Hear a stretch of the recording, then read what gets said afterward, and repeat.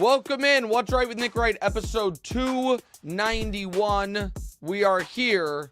It is the wild card preview edition. The regular season has ended. The gambling portion of the regular season has ended. We'll get to it later. Didn't love how week 18 went, but after breaking on this show and on the TV show, 4 straight years of profitability streak last season, with just a season just littered with 2 and 3 weekends that ended in being sub 500. Back on the profitable side, all those bets all year long netted us a whole 3.6 units of profitability. But profitability is profitability, so that's good. Our quest, our dream of an undefeated postseason begins anew today, where we will pick all 6 games. So we will do that shortly. First, however, what missed the cut? One of, on paper, the best NBA games ever. 2 teams that both had 30 wins and both had 5 or fewer losses. That I don't know I think it's happened once prior in NBA history. That took place last night as Cleveland got the victory, ending OKC's winning streak. Travis Kelce says, I ain't scared of nobody. I'll play the Bengals in a Walmart parking lot. Cam Taylor-Britt then says that's cap.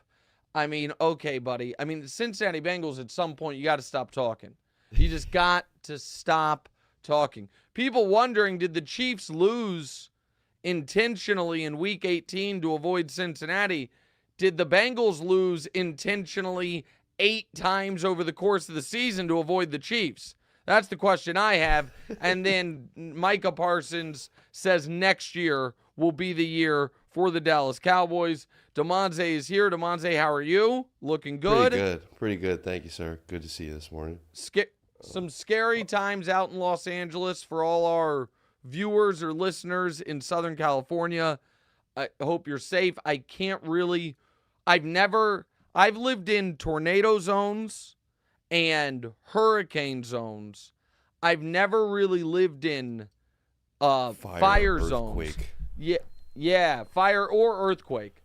And so what's happening in Southern California right now is legitimately terrifying, and because it's on the West Coast instead of the Eastern Seaboard, I do feel like the national news coverage of it would maybe be more round the clock if it were happening, like if Washington, D.C., Philadelphia, or it doesn't even have to be New York, were on fire to this extent. Because it's happening out west, I'm not sure if people out east have the full scope of it. But you're safe, our Blue Duck team is safe, and obviously thoughts with all our friends out there and listeners out there, and hope primarily you're safe, and secondarily, but also super important, your homes are okay. And I know that's not the case for everybody. But let's get right to it, Damonza. talk a little Lamar Jackson. Yeah, so Lamar credited his past playoff woes to being too antsy and emotional. I totally agree with him, by the way. But do you think me that too. if you think that this year that he doesn't get through that hump or get over that playoff hump, that he'll never ever do it? Well, so here's the thing. First, let me answer him saying he gets too antsy. Like, that to me was confirmation of what I've been saying. That before these games, he gets, another word for antsy is nervous. And he gets a little nervous, wants it that badly, and tightens up a bit. And so and I tried to explain this yesterday on TV, and I'm going to do it again here, but in a longer form. Because I think people view my Lamar Jackson opinion as more of an indictment than I view it. Because to answer the question, if he once again falls flat in the postseason, do I think that is just who he's going to be moving forward? The answer to that question is yes. But does that mean I think he won't ever win a Super Bowl? The answer to that question is no. And so the obvious comp, and the comp people would have gone to way earlier, if not for the fact that stylistically they are such incredibly dissimilar players, is Peyton Manning. Peyton Manning is one of the greatest quarterbacks to ever play. Peyton Manning also, year after year after year, got tight in the playoffs. Did not play his best football. Peyton Manning won 2 Super Bowls despite that. And the sports movie story would be Peyton Manning, after years of playoff failures, finally put it all together and was unbelievable en route to the Super Bowl. But that's not what happened. Peyton Manning, forget the last Super Bowl he won his final year in the league when he was a shell of himself. Take that out of it. The year they won, smack dab in the middle of his prime, here was his postseason that year. Round 1 against Kansas City. 1 touchdown, 3 picks, a 72 rating. They won. Round 2 against Baltimore. 0 touchdowns, 2 picks, a 39 rating. They won. Round 3 against New England in a crazy comeback. 1 touchdown, 1 pick, a 79 rating. They won. The Super Bowl against Rex Grossman and the Bears. 1 touchdown, 1 pick, an 82 rating. They won. He had 3 touchdowns, 7 picks. And right, exactly right. And now the New England game, he was awesome in the second half. The numbers don't really explain it. They were down 21-3 at halftime against a team that had dominated them the last 2 postseasons, and he was awesome in the second half. They just ran in the touchdowns. But still, round 1 against a terrible Chiefs team. 1 touchdown, 3 picks. Round 2 against Baltimore, they scored 15 points.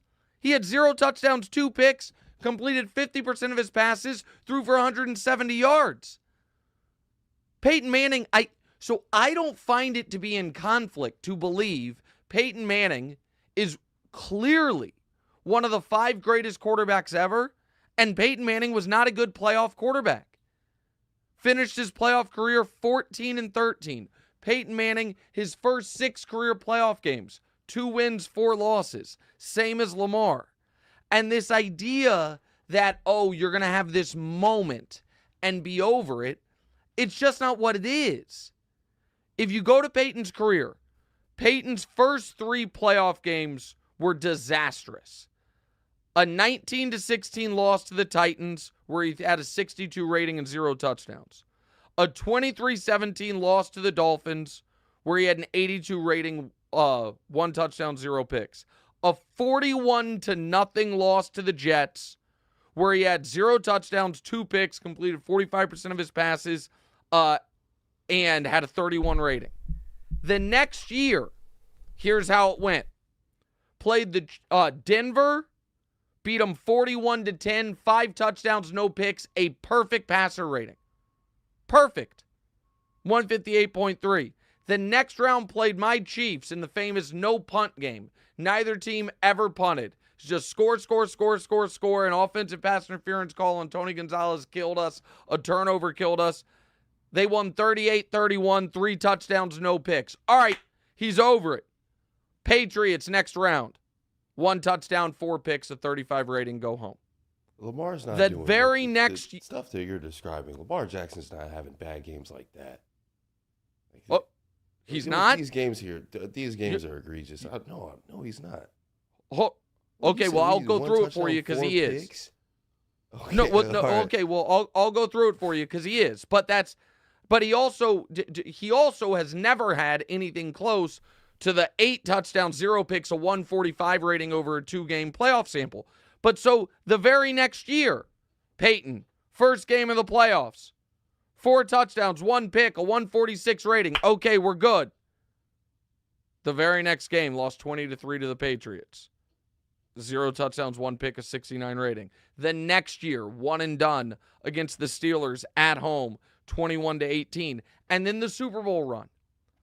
And by the way, this continued for Peyton's entire career.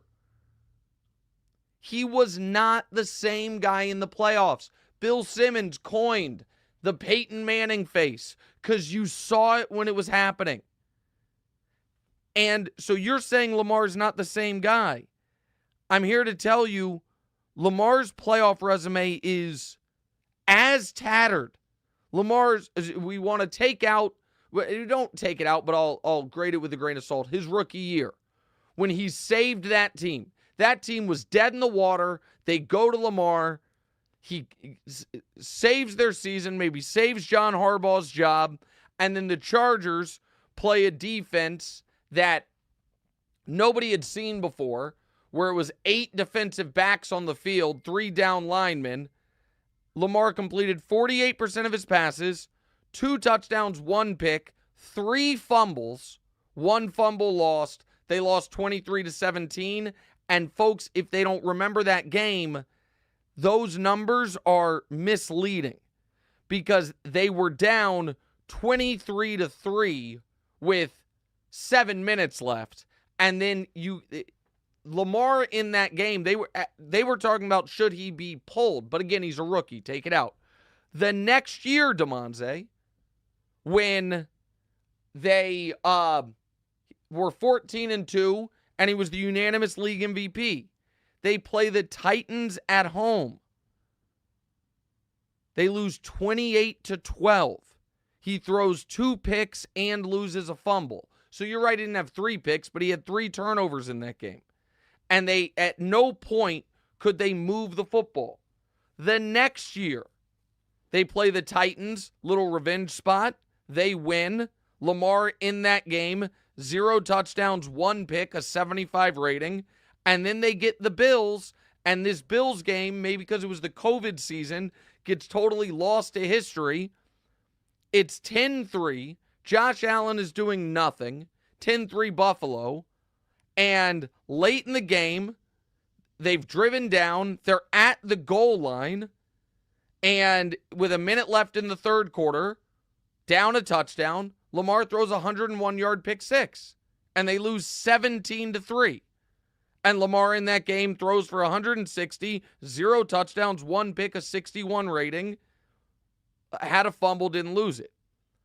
And then the next time he plays in the playoffs is last year, when he's awesome against Houston and then brutal against the Chiefs. So brutal. I don't. His last playoff game wasn't brutal. I mean, he threw for 272. He rushed for, 50 yards. I don't think that's a brutal game. I think it's showing improvement. I do think that, he needs to get over that hump this year. But, no, I mean, it's not consistently just garbage. Okay, so so this is where I just think that numbers and the data doesn't back that up. And that's the other part of this conversation that frustrates me. So I said he was awesome against Houston. He only threw for 150, but he was still awesome in that game. The flip side to that coin is just because he threw for 270 against Kansas City doesn't change the fact he was brutal in that game. They scored 10 points. So here's a stat. People can work it however they want. Since 1990, there is no quarterback in NFL history who averages more points per game in the regular season than Lamar Jackson. Okay? Yeah. In that same time frame, there is no quarterback in NFL history who averages fewer points per game in the playoffs than Lamar Jackson. That's not that, like, so you go from the highest scoring quarterback in the league to the lowest scoring quarterback in the league.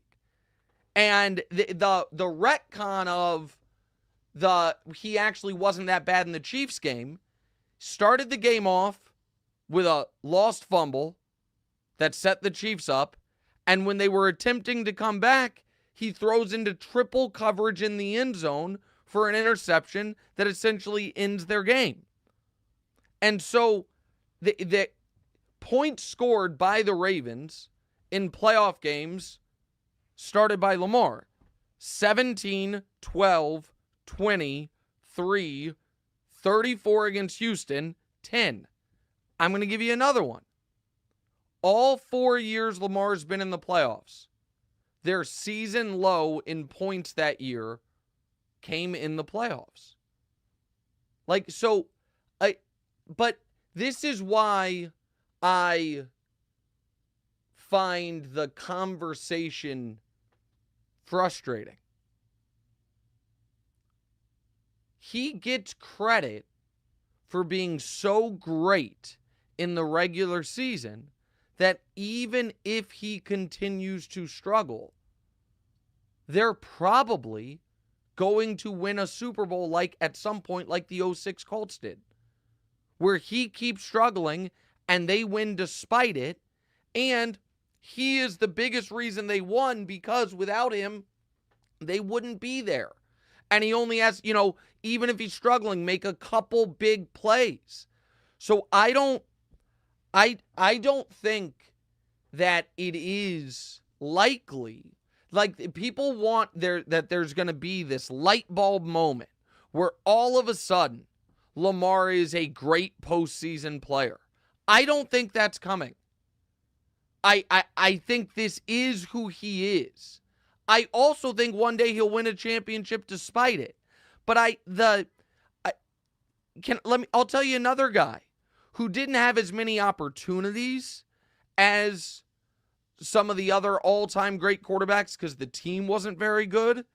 But another guy who this applies to is another one of the no doubt 10 and maybe 5 greatest quarterbacks ever, Dan Marino. Dan Marino was a statistical marvel when he came into the league in a way we'd never seen in the 80s. And yet in the postseason, who was he? The team was 8-10. His passer rating dropped 10 points from where it was in the regular season. He completed 56% of his passes. And find me the great playoff run, you can't. Also, this works in reverse, oddly, as well.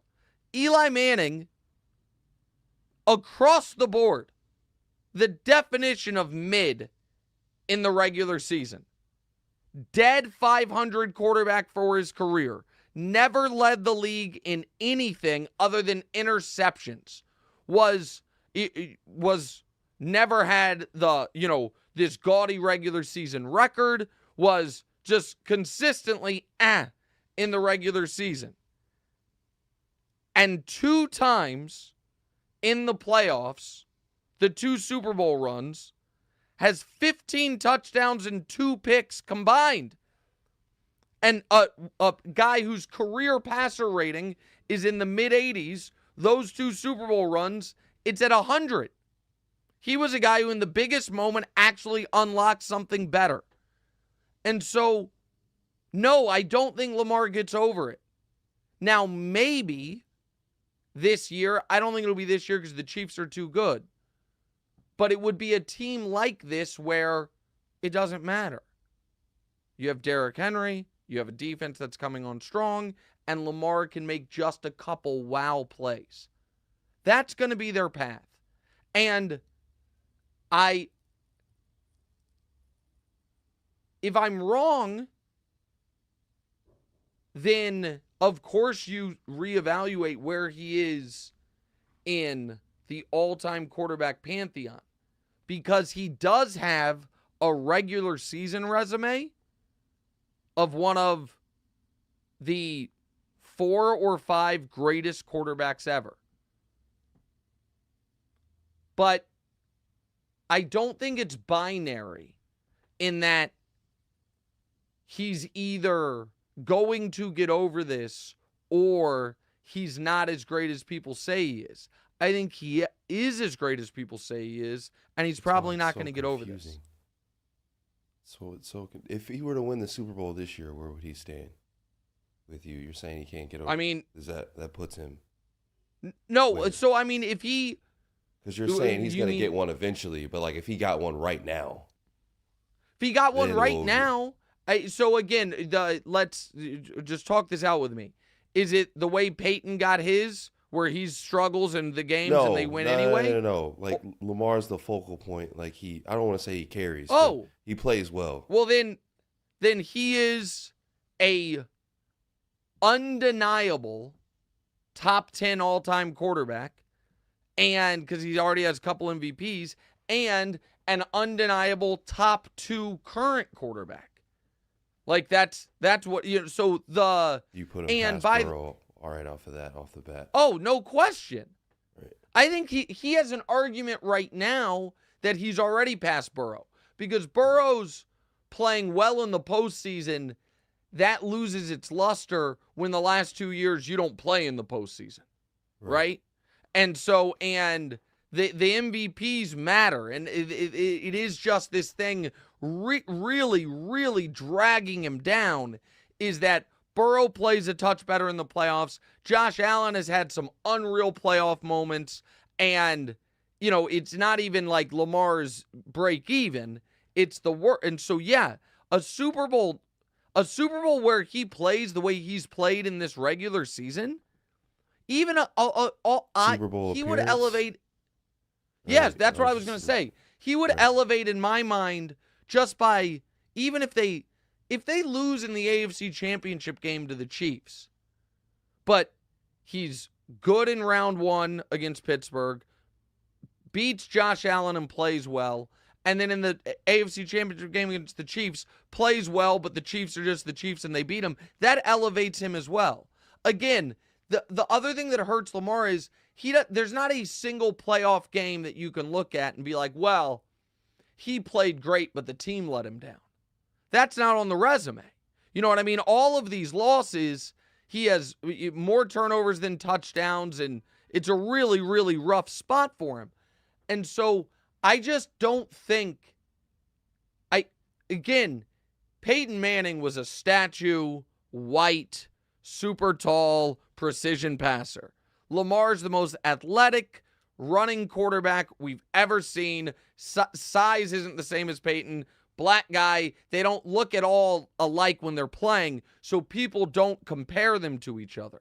But Peyton Manning was a 2-time MVP that everybody thought was one of the best they'd ever seen, who really struggled in the playoffs and never had the light bulb moment. And so I just think that is, and the reason, and then I'll stop here, but it's why I don't think not only do I not think I'm being unfair to Lamar, I don't think it's as much of an indictment as everyone else does. Everyone who watched Peyton Manning for 20 years knows that. And all those same people, if you ask them right now to name the 5 greatest quarterbacks of all time, are going to have Peyton Manning in there, despite that. And so, the people don't like the Embiid and Harden comps because people look at those guys as, Embiid's the injuries and people don't like the personality and that Harden's a flake. So I'll go further back. Karl Malone's a fair one. Karl Malone's one of the 20 greatest basketball players ever. 3rd all-time in points. 2-time MVP. Played consistent, amazing production. Who any of us that grew up in the 90s were like, oh yeah, you're not going to get your best Karl Malone in the postseason. You're just not. And so I see that, and we're seeing it right now with Aaron Judge. We see it in sports. And you want guys to have, and Brew yesterday on the show, and apologies for going so long on this, but I do think it's really interesting. Brew yesterday on the show brought up LeBron, about LeBron failing in 2010 against Boston, and then the meltdown in 2011 against Dallas, and how after that moment, he never looked like that again. And can Lamar have that type of light bulb moment? And the reason I don't think that's a good comp is LeBron did have those failures. But in the 7 years leading up to that, he also had some unbelievable, historically great playoff moments. At 22 years old, he carries a terrible team to the finals, has 48 points in an elimination game, goes 45 points in a game 7 as a 23-year-old against the Big Three in Boston. Averages 39, 8-8 in a conference finals that they end up losing against the Magic. So he had showed you he could be a great playoff performer repeatedly, even though he had the failure against the Mavs. If Lamar last year, Damonza, had lost to the Chiefs in the AFC Championship game 31-28, and he was an A- and Mahomes was an A+, and just what are you going to do? I would feel differently. It's not purely the loss. It's that he's never won a playoff game where his team allowed 13 points, more than 13 points. That's the issue there. So I'm excited to see it. The path laid out for him is, exorcise all the path. If the bracket holds, is beat the Steelers, who you've struggled with mightily in your career. Beat Josh Allen, who's going to win MVP over you this year.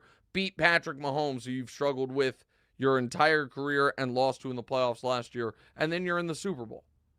Just if they were to just get to the Super Bowl, Lamar enters top 10 all time and definitive top 2 right now. We'll see if it happens.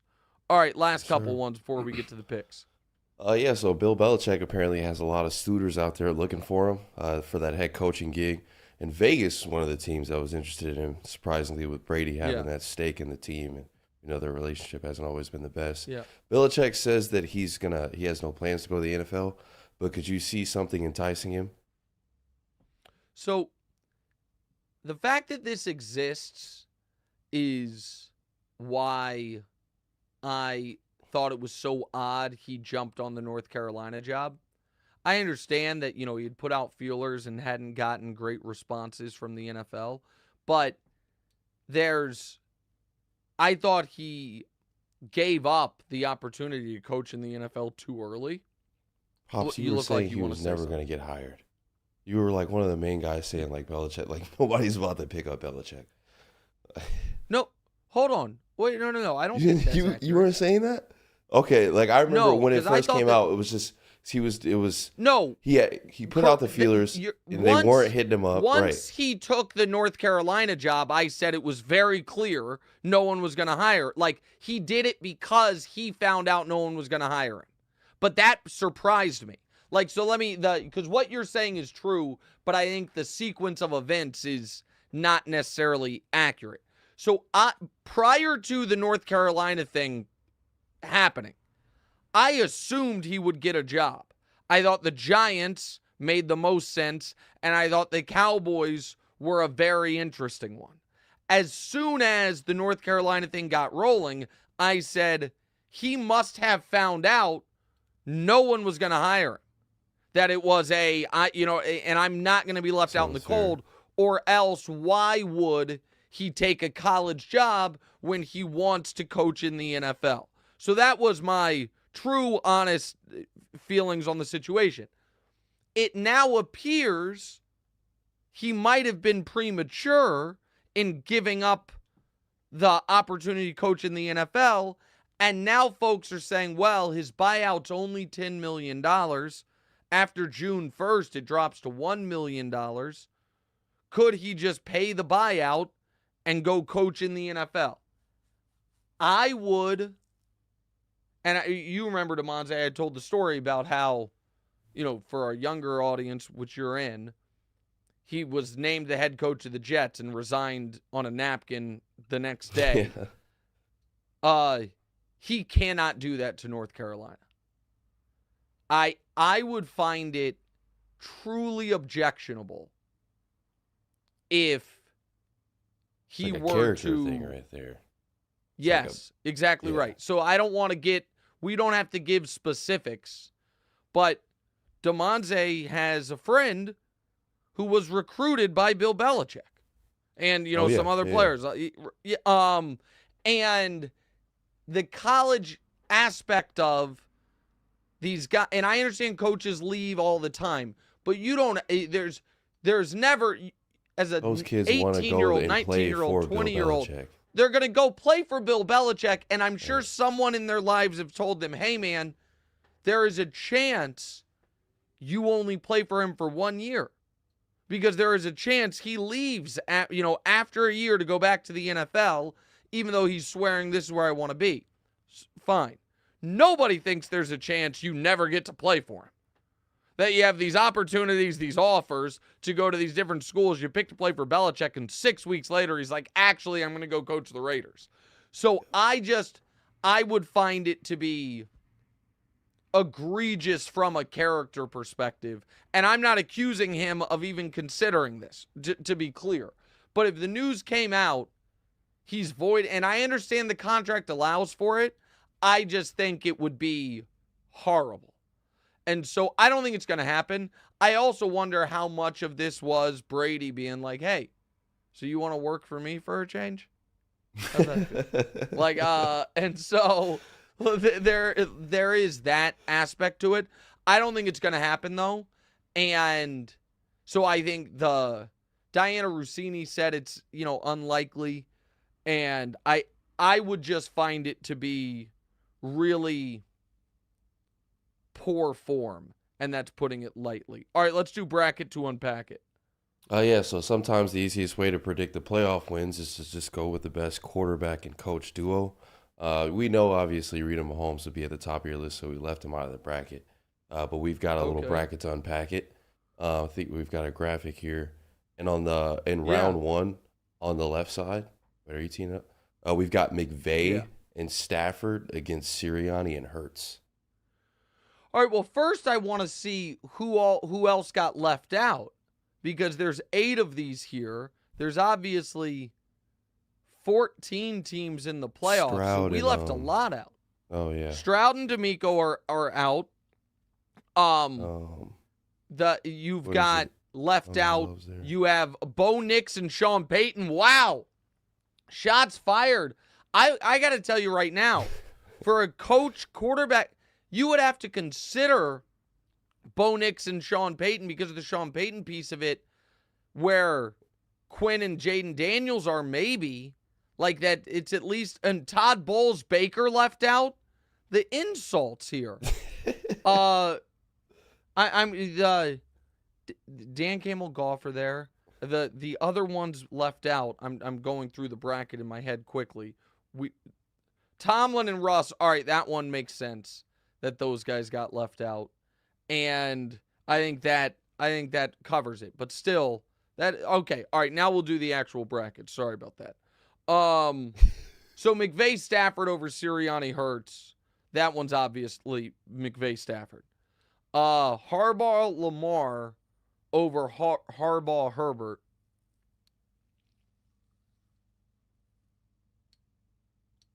I'll take Harbaugh Herbert. I know people get mad. I think Jim's a better coach than John, and Justin Herbert Herbert's doesn't a better have postseason performer than Lamar Jackson. Well, he doesn't. Justin Herbert doesn't really have postseason resume. You're right. Justin Herbert has an unbelievable first half comeback. of football and then an egregious second half of football. So like is no resume better than an awful, like if someone Damonza were applying to work for you and one person brought in a blank resume and the other person brought in a resume that had 4 jobs, all of which they were fired from within 3 weeks. It's like, what do we want, the guy with no experience or the guy with a bunch of failures? I don't know. All right, so to the other side of the bracket, Campbell, Goff, LaFleur, Love. I'm going to go Campbell, Goff. And I just think that Campbell, he took a big risk playing that Monday Night Football game, but he ended up rolling 7, and now that they got the 1 seed, they're feeling great. McDermott, Allen over Quinn Daniels. Listen, I think Dan Quinn's fine, but Jaden's a rookie in his first playoff start. I'll go McDermott, Allen. So now we have in the Final Four, McVay, Stafford versus go ahead. Harbaugh and Herbert on the left, and McVay, on the right, Stafford. McVay, Stafford versus Herbert and Harbaugh. On the right side, I'm saying McVay, Stafford's my my pick. pick. Stafford. Copy. Yeah, McVay, Stafford's my pick. And then on the right, Campbell, Goff against McDermott, Allen. I think this will surprise people. I'll take Campbell, Goff. I think Sean McDermott in these big spots gets tight, man. I see it again and again. And while Josh Allen's better than Jared Goff, Goff has played so well this year that the gap is not as massive to me as Dan Campbell in big spots can get reckless, but doesn't get nervous. And then McVay, Stafford against Campbell, Goff, I'll go McVay, Stafford. Guys, I believe in the Rams flatly. And I believe in the Rams because of that head coach quarterback combo and that defense that I don't think's allowed 14 points in their last 3 weeks. I think the Rams are a very dangerous team. And Dan Campbell, he didn't mean to, but he gave the Rams a little bulletin board material when after that Vikings-Lions game, he said to Kevin O'Connell, see you in a couple weeks. Not if the Rams have something to say about it. And so I don't know that we're going to get Lions-Vikings. We might get Lions-Rams. Now, again, if there's an upset in one of the other games, the bracket gets reseeded. But if the 2 and 3 seed both win, and it's the winner of Vikings-Rams heading to Detroit, my money, as you'll see in a moment, will be on the Rams there. Go ahead, though, pal. Okay.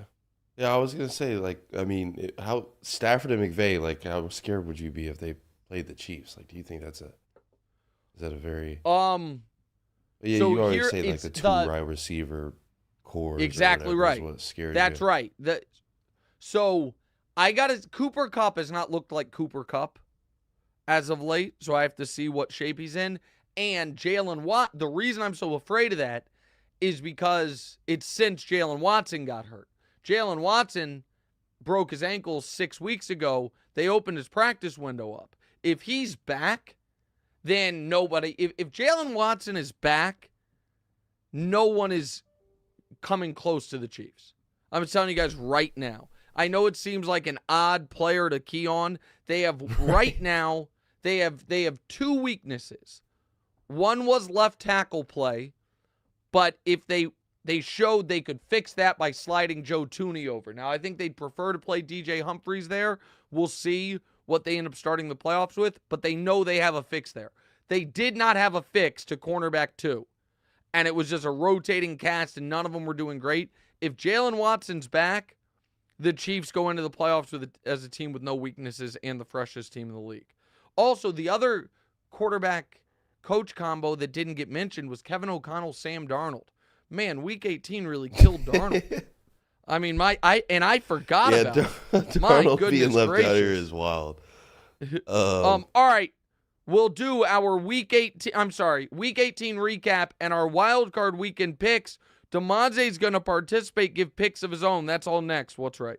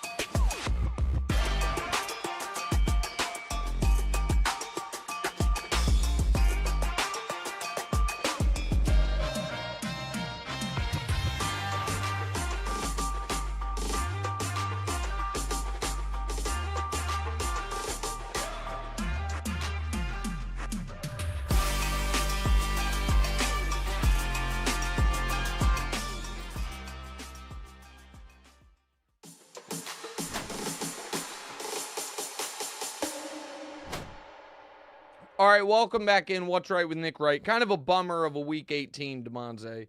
I lose the season-long picks competition to Danny on TV. He gets a fraudulent. I had the Steelers plus 2.5. He somehow had the Bengals minus 1.5. So the Steelers win by 2. So we both get a win there, which didn't set the table for Sunday well. But I went 0-2 Sunday, so it ultimately didn't matter. And listen, Week 18 picks didn't go the way I'd hoped. We can show it to you. I didn't get the 2.5 on this show because it was 2 when I did it. So I got a push there for Pittsburgh plus 2. The Chiefs plus 10.5 didn't quite work out the way I'd hoped. They lost 38-0. Miami minus 1 against the Jets. The thought process, those two picks were correlated because the thought process was if the Chiefs are just keeping it close-ish, Miami is going to be peak motivated because they're going to know if the Chiefs win, they can make the playoffs. Instead, the Chiefs were down 24-0 immediately, and Tyreek Hill's quitting on the team, and the Miami's just getting cooked. So that was a disaster. The Chargers handled the Raiders, and then Minnesota plus 2.5 against Detroit. Totally on the wrong side of it. Minnesota got annihilated. So no bad luck there, just bad picks. There's no excuses. Point thumbs, not fingers. Look in the mirror, all that stuff. So still, it is what it is. 48-40-2 for the year. Could have done better, but profitable. Damonza, your teaser, on the other hand, as a wise man once said, never a doubt. Never a doubt. It hit. That put me at 500 for the year. So that's all I could ask for. I mean, that's the best year I've had so far. I don't know if we've already done this 2 years, but I remember the first year. It's pretty bad. So really this bad. Is a step up, and I've already pitched on Twitter that I'm going undefeated next year. So stay tuned. And this year started out poorly, so you got hot. You had Pittsburgh plus 9.5 against Cincinnati, and the Bears plus 18 against Green Bay. The Bears obviously won outright, so that was good. All right, so you're gonna do these picks as well this week. Yes. And they said you're not doing a teaser. But I might see if we can find one. I might try to convince you to see if we can. Oh, pick's not my game. Good. Tell me to stay in my lane. No. I want you to pick all the good games. I'm saying parlay. But okay, no parlay. No. Sorry. In addition, I'm going to see if there's a good playoff. I haven't really thought about these games through a teaser lens. Right. But we'll, you know what I mean? We'll figure it out. All right. Sounds good. So we're going to go in order of the games. The first game is Houston at home against the Chargers. And this one was the hardest one for me to pick. And it really, really matters where you bet this right now. So right now, FanDuel has the Chargers laying 2.5. DraftKings has the Chargers laying 3. Anyone listening to the show is a sophisticated enough gambler to understand huge difference between those two numbers. For this game in particular, I find this game to be super relevant. If you can get the 3, I like the Chargers. I like Houston +3. If you're gonna get the 2.5, I don't mind the Chargers. And so my rationale here is very simple. I don't think Houston's very good right now. I understand that. I also think they are probably a little undervalued in this regard. They've been locked in to their playoff spot for a few weeks and didn't really have real motivation after the Chiefs loss and the Tank Dell injury. I felt like they're playing the Ravens 4 days later on Christmas, knowing we're going to be the 4 seed no matter what, and they put up a total no-show, and because of that, people have undersold them a bit. Again, I think they're a flawed team and a banged-up team. However, they have an excellent pass rush. CJ can play better than he's played. Nico Collins is still a great player, and they're at home against a Charger team, Damonza, that I just think, I know how Harbaugh coaches in these playoff games. He's going to put Herbert back on the leash. He's going to run the ball, want it to be few possessions, low scoring, defensive battle. So if I can get 3 points, all 3, I'll take them. If I felt like I would take the Chargers -2.5, but Houston +3, it means I don't have crazy conviction on this. But it feels like the public is going to be all over the Chargers. So I'll take Houston +3 with some trepidation.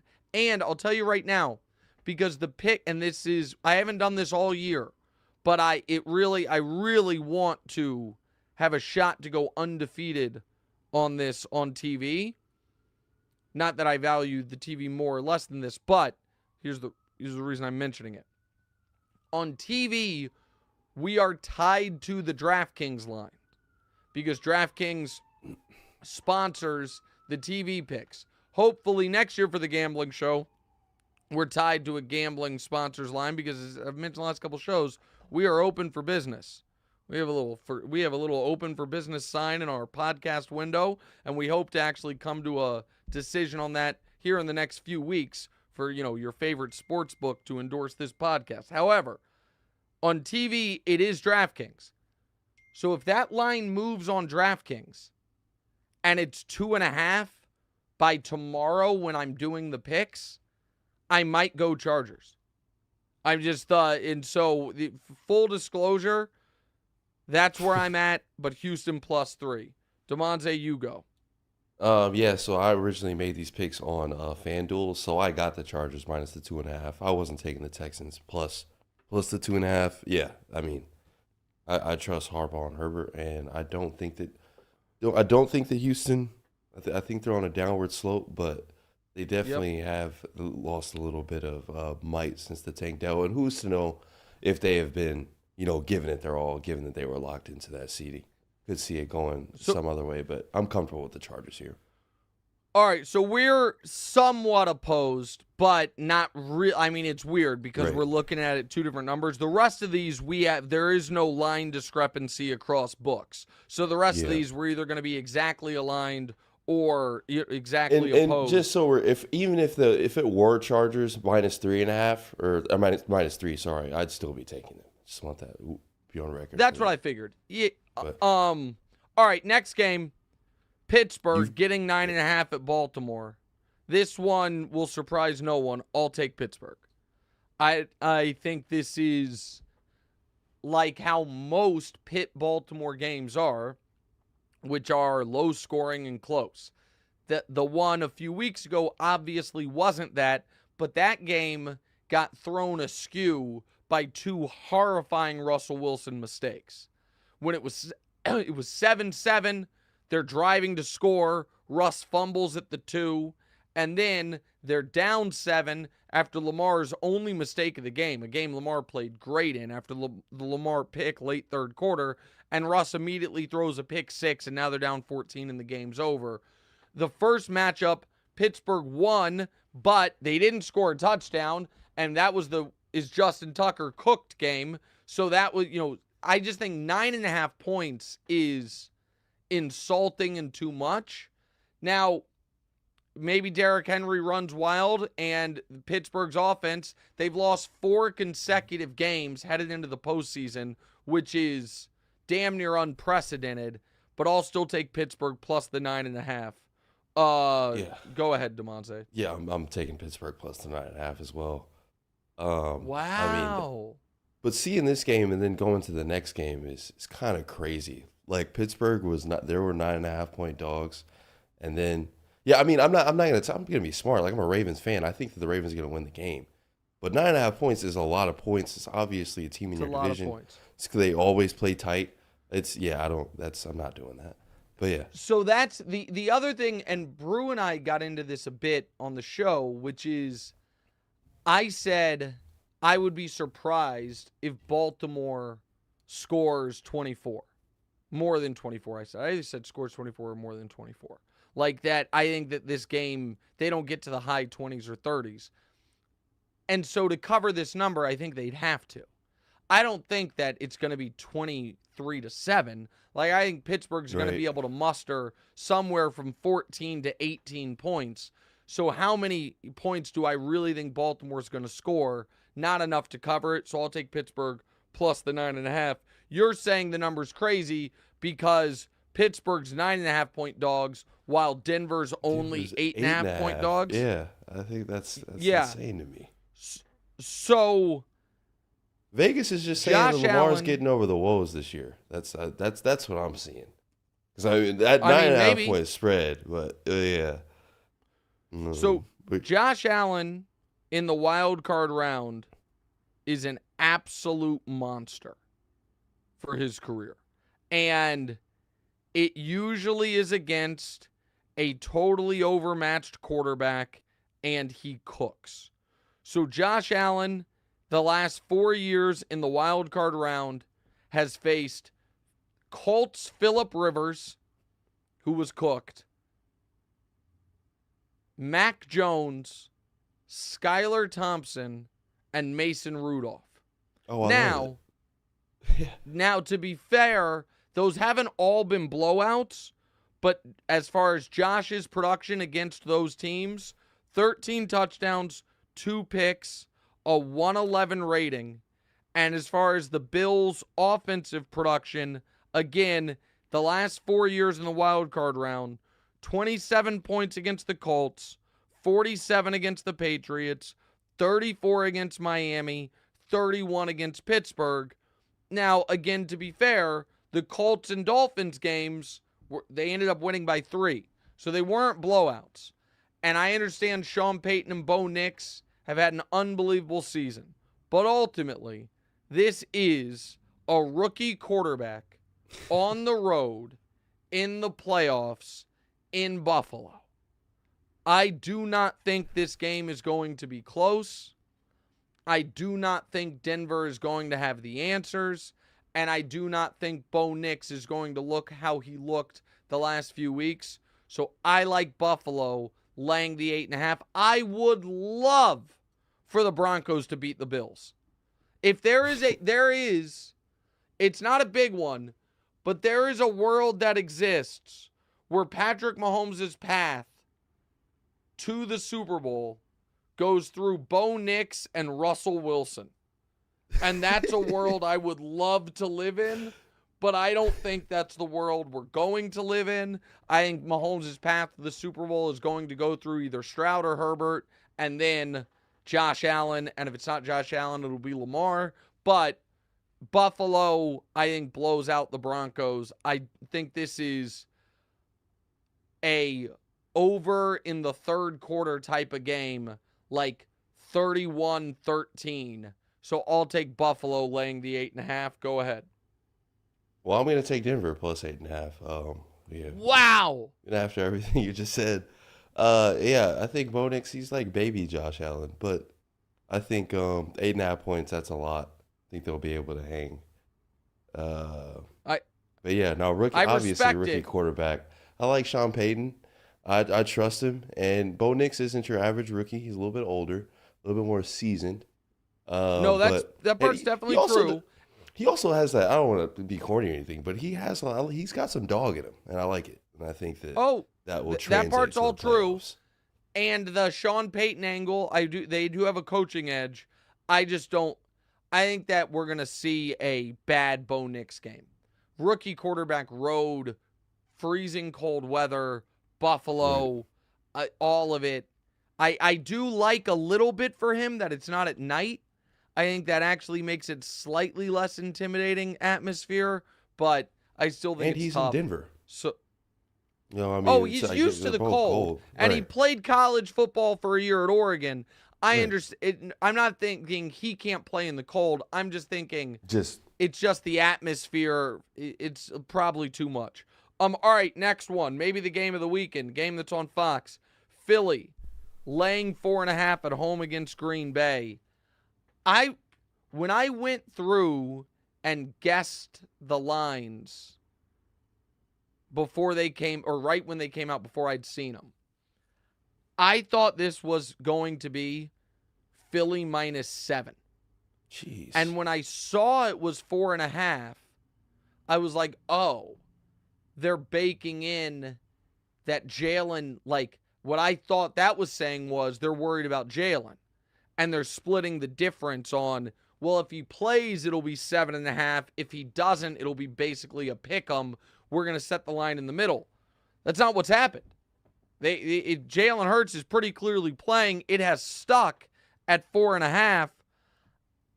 I love Philly here. I know Jalen hasn't played in a month. I get that. But this is, again, prior to the Packers upsetting the Cowboys in this exact scenario, a 2 versus 7, the 2 versus 7 playoff games have been absolute laughers. So I want to go through it real quick. So one of the reasons that I felt this way about the Bills Broncos is because it's a 2-7 game. The first year we had a 2-7 playoff field was 2020. One of those games was that Bills-Colts game that I just talked about. The Bills did only win by 3. The other one, New Orleans-Chicago. I don't even remember that game at all. New Orleans won 21-9. The next year, the 2-7 games. Philly-Tampa. Tampa won 31-15. Kansas City-Pittsburgh. Kansas City won 42-21. The next year, the 2-7 playoff games were Buffalo-Miami. Again, Buffalo's been involved in some of these close ones. They beat Skylar Thompson-Miami 34-31. And San Francisco-Seattle. San Francisco won 41-23. Last year, obviously, the Packers had the first ever 2-7 upset. But the 2-7 game in the AFC was Buffalo-Pittsburgh 31-17. A lot of blowouts in these spots. Only one upset. I think Saquon rested and fresh. By this team. The one upset was Green Bay in this exact spot last year. No, that's totally fair. I like Philly. I think Philly's going to look awesome. This, to me, feels like a 31-20 Philly victory, so I'll lay the 4.5. All right. I'm sticking with my guy, Jordan Love. I'm taking Green Bay plus the 4.5. I think that Philadelphia, I don't think Green Bay is the type of team to melt down. And I've seen Philly melt down. And I think if something's not working, then Green Bay can capitalize on that. I like Jordan Love. I'm going with Packers. We're opposed on a lot of these. I like if that. It were like Philly minus 2.5, maybe like 3. Wow, yeah. Yep. I like Green Bay in the points. But like yeah, it no, the I'm 4.5? glad we've got That's some fair. conflicting ones. Yeah. All right. Next one. Tampa -3 at home against Washington. It's just a rookie quarterback on the road. And so, I don't even have to lay a big number. I think Tampa is, as Wild would say, first team all vibes with the Mike Evans stuff. Baker didn't play great in the first half against the Saints, was awesome late. Tampa has immense postseason experience. 5th straight year they're in the playoffs. 4th straight year they've won the division. I like how Baker's playing. I like how they responded after trailing the Saints throughout a lot of that game, even though trailing the Saints in general is not great. And Jaden Daniels, it's been a great year for Jaden, but I think it comes to an end here, and I love that I don't have to lay the hook. So laying just 3, Tampa -3, I'm rolling with. And if Jaden went out, if he went out there and won that game, that's It's massive. yeah. And if he goes out there and wins that game, they unless the Eagles upset the Packers upset the Eagles, then he gets to go play Detroit in round 2. That'd be unbelievable. But I like Tampa -3. I think you do as well.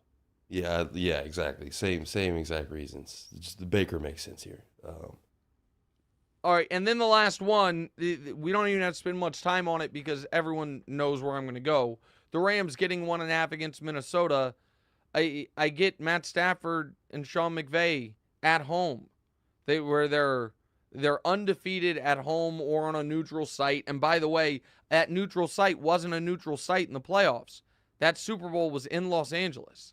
So they've played, I know it was called a neutral site, but they're 3-0 in SoFi in the postseason.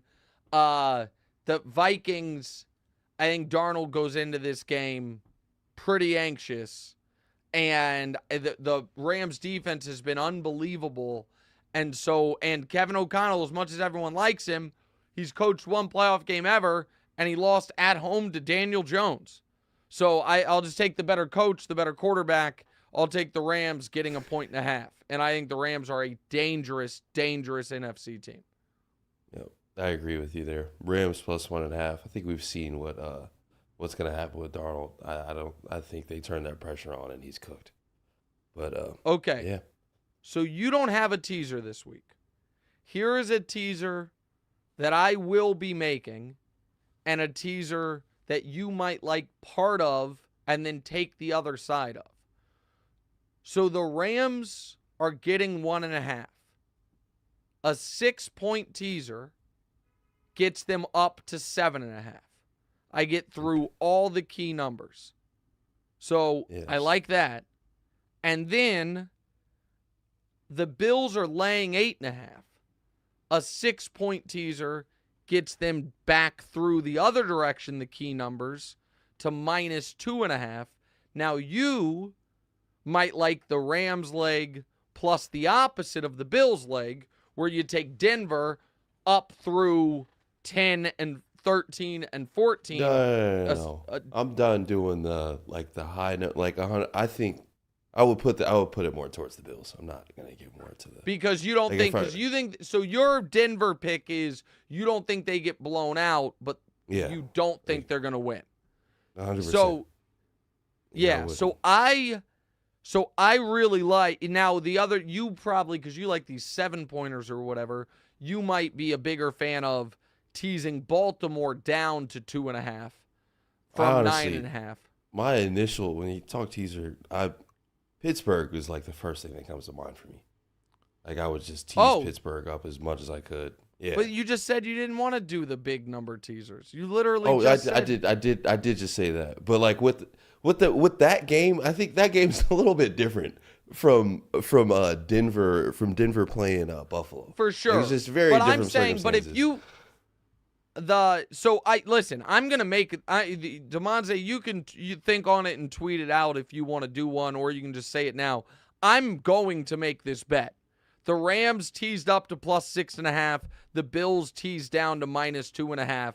And listen, if I lose this because Buffalo doesn't cover the 2.5, that probably means Buffalo just got eliminated from the playoffs. And I got to tell you, that wouldn't disappoint me. So if I lose the bet, I'll lose it with a smile on my face. Because if the Chiefs don't have to go through this Bills team in the postseason, I'll be very happy. So the pick recaps are, for me, I've got how many dogs, how many favorites? I've got 3 dogs, 3 favorites. Houston plus 3 against the Chargers. Pittsburgh getting 9.5 at Baltimore. Buffalo laying the 8.5. Philly laying the 4.5. Tampa laying the 3. And the Rams getting 1.5. Damonza has the same last 2 as me, and he has Pittsburgh same as me, but he has the Chargers laying 2.5, Denver getting the 8.5, and the Packers getting 4.5. All right, let's do the offer, which are the producers really up 22 units on these offers that I have turned down all year? These offers. I feel like they hit at least 4 or 5 a year. When we were doing the pod from Trintage, both of us, I'm pretty sure like the offer had hit on like 5 weeks straight. All right, well, maybe. Go ahead. Let's see if I'll take this one. So this week's offer is we got Jalen McMillan, the Bucs wide receiver. So he's gotten 1 or more touchdowns in each of his last 5 games, and he scored versus Washington in week 1 as well. So we got Jalen McMillan, anytime touchdown score is plus 170. Do you want that? No. Sorry. I know that I said the producers have been hot. They've been hitting. But no. I'm not here's the problem for me with the offer. And it's not a problem with the producers. It's a problem with the offer always involves a player prop or multiple player props. And in general, I don't think those are great value. And so my natural reflexive answer is that I say no to it. And listen, I hope the producers keep hitting. And so that's, I hope the producers keep hitting. I'll watch from afar. If it were tied into like a Kelsey touchdown. McMillan and Kelsey. Well, that next week, Kelsey is 350 yards and 3 touchdowns away from tying Jerry Rice for the most yards in playoff history, running or receiving, and the most touchdowns in playoff history, running or receiving. He's already first all-time in catches, and he's first all-time in something else I can't even remember, maybe yards per game. So we'll see if there's some Kelsey stuff a week from now. All right, quick break, right back, and let's do some listener questions. What's right?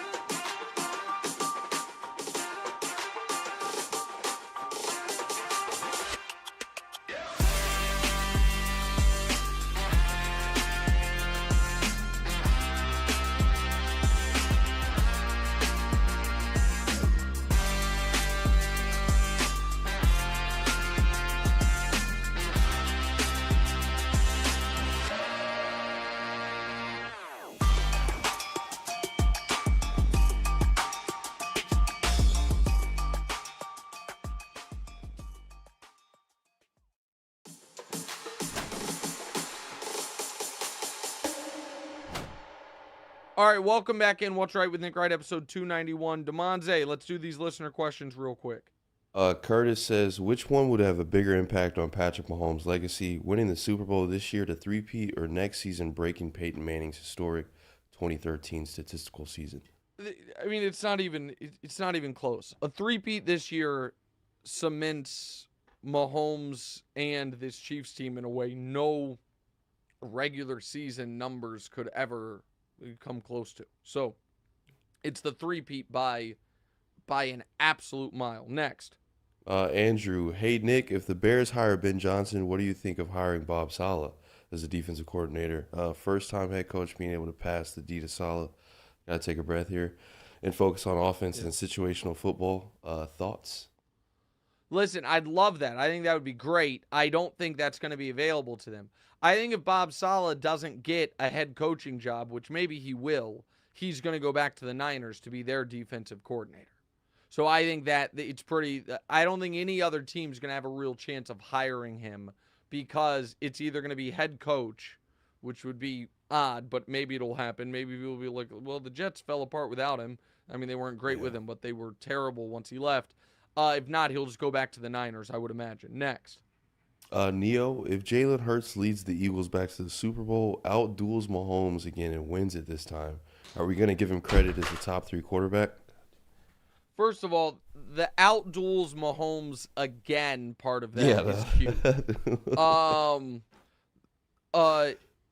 But the answer to that question is probably if the Eagles go to the Super Bowl and Jalen Hurts, let's just remove the word again, beats Patrick Mahomes and outplays him, will people think he's top 3 quarterback? Yeah. The answer to that's yeah. Next. I don't think it's going to happen, but yeah. Austin, what do you think is more likely for Josh Allen?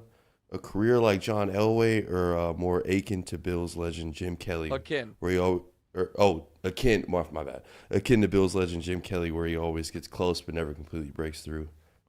I think John Elway. I think I don't know about getting to 5 Super Bowls and winning 2 like John Elway did. But I think eventually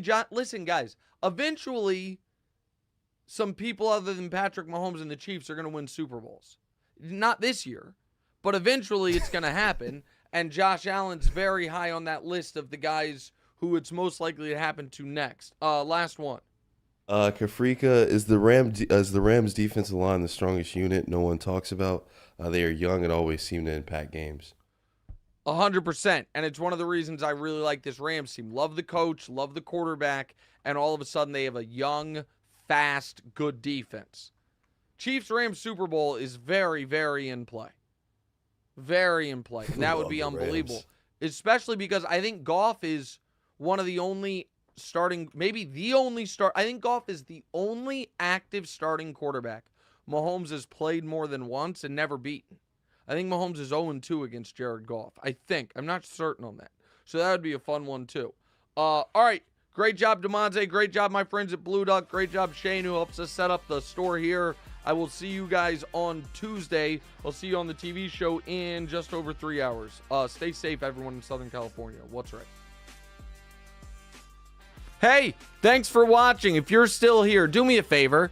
Hit the subscribe button, then hit the bell so you can be notified when we have new episodes. After you've done that, one more favor, go to your favorite audio platform of choice and subscribe there as well. Don't forget, we're live every Tuesday and Thursday, 10:30 a.m. Eastern-ish. 10:35, 10:40, it sometimes changes, but that's why you hit the bell. You hit the bell so you're notified. You subscribe so we can get to 200,000 followers. We're right around 150,000. We'd love to get to 200,000, get Damonza another plaque. So like, subscribe, rate, send a rating too. Do all that cool stuff. Thanks, guys.